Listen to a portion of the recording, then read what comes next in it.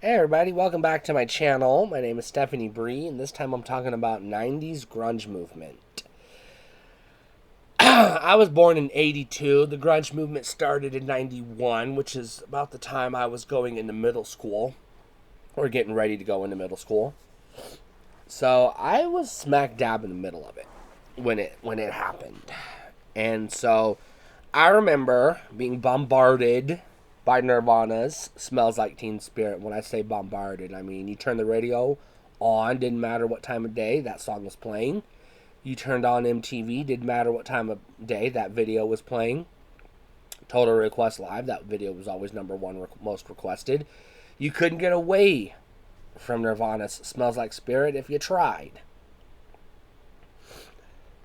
The grunge movement started basically coming out of the punk rock movement, but things were settling down. Now, musically, it starts in Seattle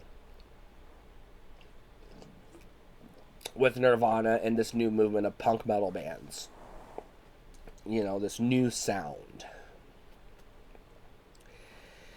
And aesthetically, it was sort of a rejection of what had come before. Instead of elaborate costumes with leather and black, black leather and chains and makeup and, piercings, wild piercings everywhere and wild hair, it was just like, casual. Jeans, a t-shirt, long hair, but not done up, no makeup. No more piercings, no more fancy clothes. It was just people being people. And, I got into the aesthetic of the grunge movement for a while because, I don't like to get dressed up. I liked being punk at the time, but I was a kid, so I couldn't be that punk. Except for on Halloween.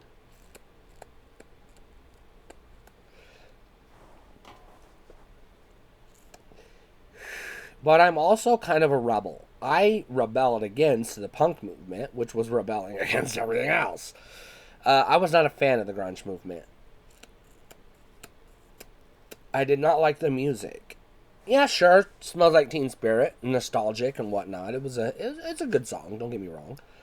I did like that song, but I wasn't enamored by Nirvana. I didn't like any of their other songs. And I come to hate a lot of the grunge bands, like Alice in Chains and Red Hot Chili Peppers and the like. I just didn't get into the music. And around 94, I discovered hip hop real heavy, and I got into the hip hop scene. So my aesthetic was more dressing like a rapper, which earned me a nickname I won't say in this video. Let's just say it rhymes with a very bad word, but it's for white people.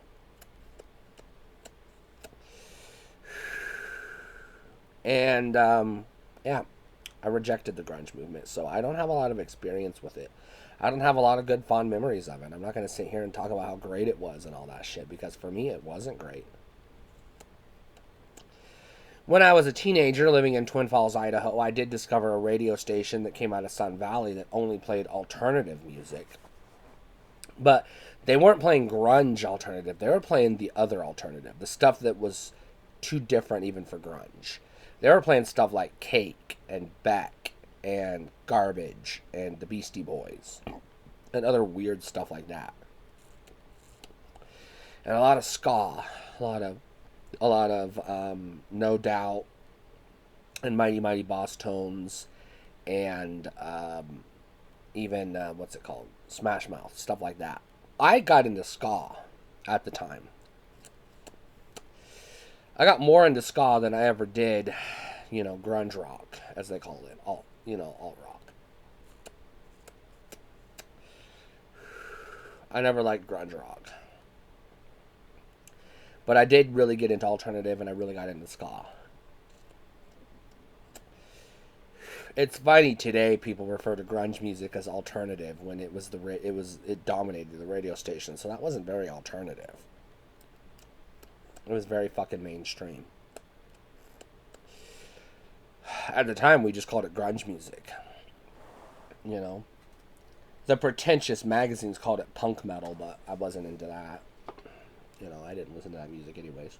I did read the Source magazine, and occasionally I'd pick up a Rolling Stone magazine because I was obsessed with magazines. I always wanted to be a magazine writer, and I got that opportunity. I got to write for a couple of different magazines for a while when I was working at the newspaper. So I did get to experience magazine writing before it died out, which was a lot of fun. I never did get to cover any music scenes, though, so that sucks. But one day, I did get an opportunity to cover a concert, but it was an 80s hair band. It was, I don't remember his name, so sue me. It was the lead singer for the band Motley Crue, and he came to town to play for the casino audience, so I got to cover that once. I got to go photograph the concert and write a story about it for a local newspaper that I had started up with my friend. We only got one issue out, so, that was like our big story. That and graduation. It was a graduation issue.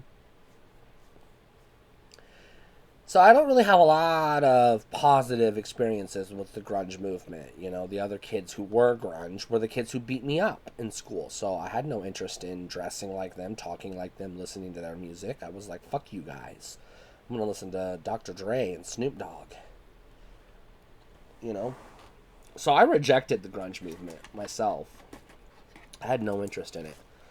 Looking back on it, yeah, I did occasionally dress grunge, but that was because it was, jeans and a t-shirt. Everybody wore that, And I didn't like to comb my hair, as you can see. I wore ball caps. I don't wear them on the videos, but when I'm not on video, when I'm out and about, I do have a hat that I wear. Occasionally it'll be a ball cap, but it's actually a very floppy hat. It's a straw hat, and I really love it because I like to wear hats. I used to get in trouble for wearing hats to school. I just flipped the teacher the middle finger when he said, take your hat off. I just flipped him the middle finger, and whoops, I'm back in detention again. Wearing my hat. And then we're going to take my hat off my head. I wasn't going to let him. Oh, they tried, and I slapped his hand. He reached for my hat, and I slapped his hand, and he's like, fine, whatever, just go to, you got detention. And I was like, fine by me. I was going to get detention for something else anyways.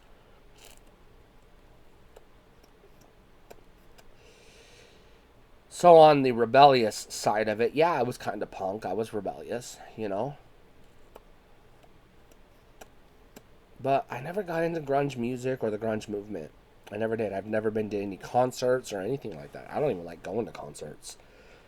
Too much traffic, too many people, too much headache. But let me know, were you alive in the 90s? Were you a teenager in the 90s? What are your experiences with grunge? Were you all in, or were you like me? Were you like, you just didn't give a fuck? Let me know. Stay cool.